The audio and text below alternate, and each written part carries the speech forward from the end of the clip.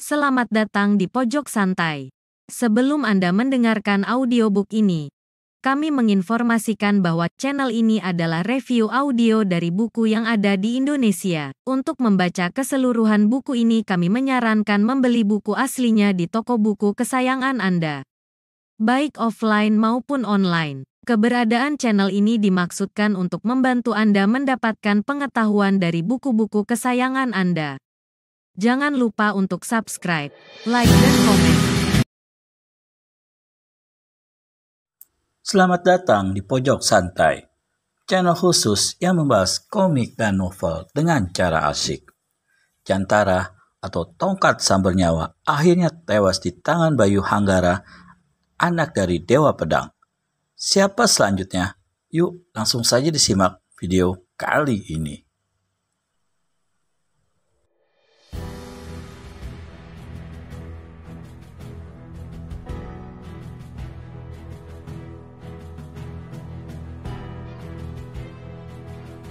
Dia berbalik dan menatap tajam pada Ganis. Kata-kata lelaki itu seperti menyentakkan hatinya. Yang ditatap hanya menundukkan kepalanya saja. Kalian siapkan kereta. Aku akan membawa jenazahnya ke makam keluarga, perintah Rengganis dengan tegas. Nyai, Ganis ingin membantah. Kalian tahu, Paman Jantara adalah adik sepupu ibuku. Dia harus dimakamkan dekat keluarganya, kata Rengganis dengan datar. Ganis, Gama, dan Ganang hanya bisa diam. Mereka baru tahu kalau Jantara atau si tongkat sambar nyawa adalah benar-benar paman sedara junjungannya ini. Pantas saja laki-laki berjubah merah itu selalu mengkhawatirkan Rengganis. Dan tampaknya Rengganis juga begitu menghormatinya. Padahal mereka semua tahu kalau tingkat kepandaian Rengganis satu tingkat di atas si tongkat sambar nyawa. Rupanya mereka masih ada kaitan darah keturunan. Ganis tidak membantah lagi.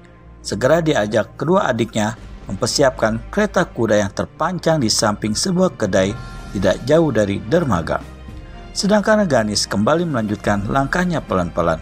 Sedikit pun ia tidak mengetahui kalau dari tempat tersembunyi sepasang mata tajam mengawasi gerak-geriknya sejak tadi. Sedangkan Rengganis kembali melanjutkan langkahnya pelan-pelan. Sedikit pun ia tidak mengetahui kalau dari tempat tersembunyi sepasang mata tajam mengawasi gerak-geriknya sejak tadi. Hampir satu harian Rengganis berdiri mematung di depan makam Jantara. Pandangan matanya kosong menatap lurus kepada gundukan tanah merah di ujung kakinya. Sementara tiga saudara yang mengawalnya berdiri agak jauh memperhatikan. Rengganis mendesak panjang sambil mengangkat kepalanya. Dia menoleh dan menatap pada tiga orang laki-laki yang menanti dengan setia di bawah pohon rindang. Apa yang harus kami kerjakan, Nyai? Tanya Ganis seraya mendekati diikuti kedua adiknya. Rengganis tidak menyaut, tetapi hanya berbalik dan mengayunkan langkahnya meninggalkan pusara Jantara. Dirinya sendiri tidak tahu lagi apa yang harus dikerjakan. Mereka semua belum pernah bertemu dengan pemuda yang bernama Bayu, putra tunggal Dewa Pedang yang berjuluk Pendekar Pulau Neraka.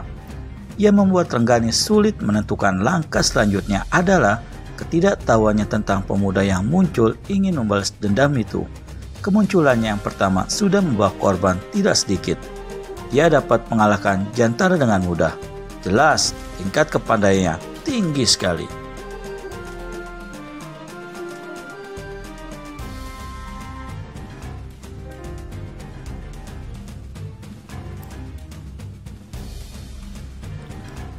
Apa tidak sebaiknya kita mendahului daripada didahului, Nyai?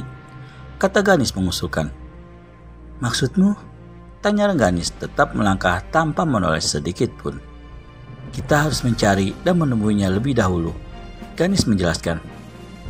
Aku rasa kita berempat mampu menandinginya. Tidak semudah itu, Ganis. Sampai saat ini belum ada seorang pun yang tahu siapa dan bagaimana rupanya, saut Rengganis dengan pelan. Rasanya tidak begitu sulit, Nyai, celetuk Gamar. Rengganis berhenti melangkah dan memandang Gamar.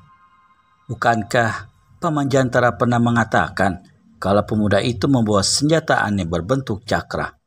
Dan dia juga mengenakan baju dari kulit harimau. Tidak sulit mencari orang dengan ciri-ciri seperti itu, Nyai. Lanjut Gamar. Dunia ini luas Kakang Gamar, selak Ganang. Ciri-cirinya memang mencolok dan mudah dikenali. Tapi di mana kita harus mencarinya? Tidak ada yang menjawab. Semua terdiam dengan pikiran masing-masing.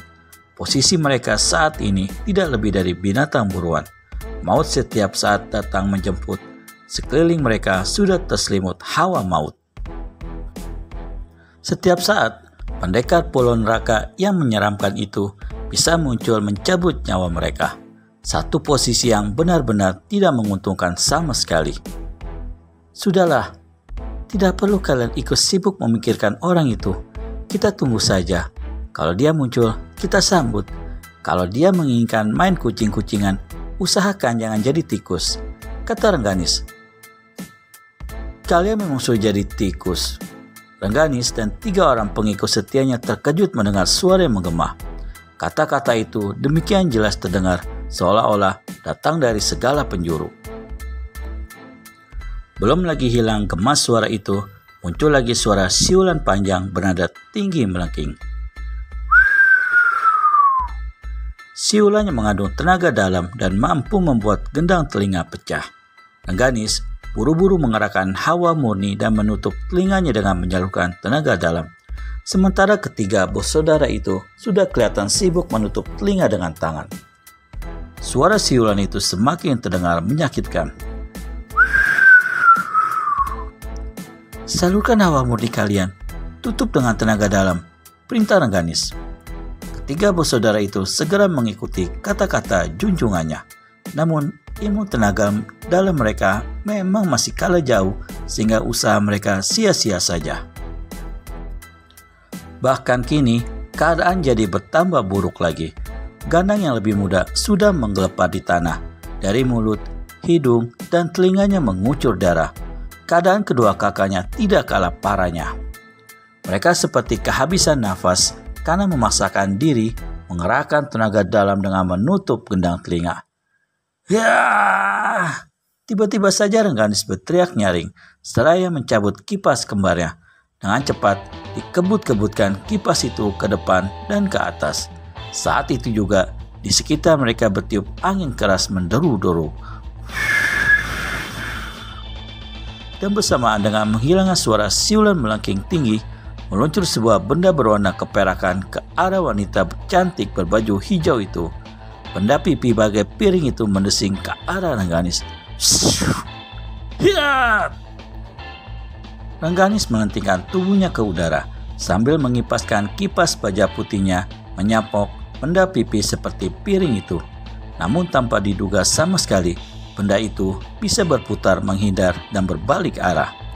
Buru-buru Rengganis meluruk jatuh ke tanah dan bergulingan beberapa kali sebelum bangkit berdiri. Hembusan napas panjang terdengar. Rengganis berdiri tegak dengan sepasang kipas baja menyilang terbuka di depan dada. Matanya tajam menatap seorang laki-laki muda dan gagah berbaju kulit harimau. Di tangan kanannya menggenggam sebuah benda bulat pipi dengan sekelilingnya bergerigi bengkok berjumlah 6 buah.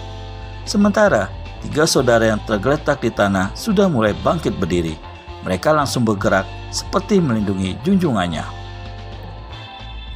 Sepertinya mereka tidak peduli dengan kondisi tubuh yang sudah tidak prima lagi.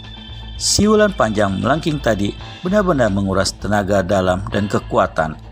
Darah masih tampak mengucur dari hidung, mulut, dan telinga. Kau yang bernama Bayu, pendekar pulau neraka itu? Tanya Rengganis dengan ketus. Bagaimana selanjutnya? Benarkah itu Bayu Hanggara atau pendekar pulau neraka? Temukan jawabannya di video selanjutnya hanya di channel Pojok Santai. Segera subscribe dan tekan tombol lonceng untuk mendapat notifikasi video terbaru dari kami. Terima kasih dan sampai bertemu kembali.